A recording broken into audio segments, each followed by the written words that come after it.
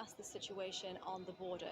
In the meantime, this agreement to de-escalate has been met with a lot of skepticism in India by independent experts who say that the agreement is lacking any operational detail on how the militaries are going to disengage exactly.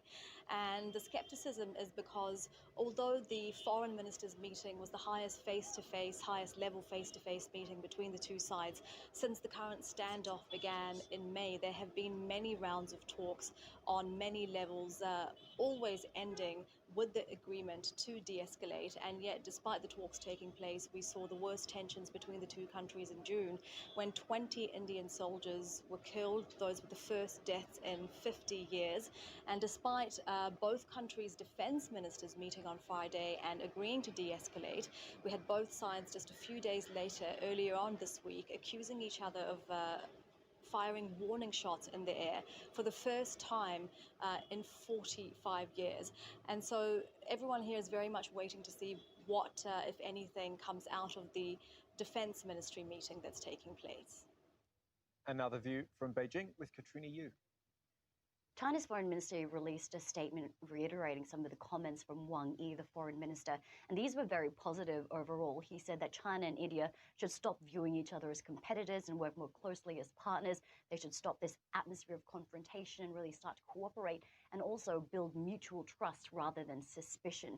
He also said that China-Indian relations were at a crossroads and there was no obstacle that either side couldn't overcome in working more closely together. When it comes to Chinese state media, the meeting was also very much lauded. We had a picture in the front of the Global Times, the Chinese state media newspaper, of the Chinese Indian foreign minister along with a Russian foreign minister. But in terms of Chinese state media, that's where the friendly tone in this paper at least stopped. There was much skepticism instead expressed, with the Global Times editors saying that the implementation of this 5-point consensus really depended on India being able to keep up its side of the bargain. And otherwise, unless India followed through, this would be little more than what he called paper talk.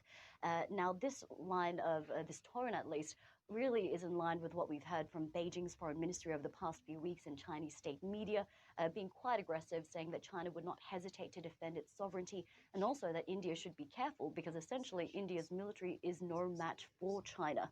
But Wang Yi, interestingly, did say in his statement also that there was a sense of urgency in terms of both sides having to create actions in order to prevent any further skirmishes, including what he said was disengaging contact at the border and pulling back any cross-line personnel.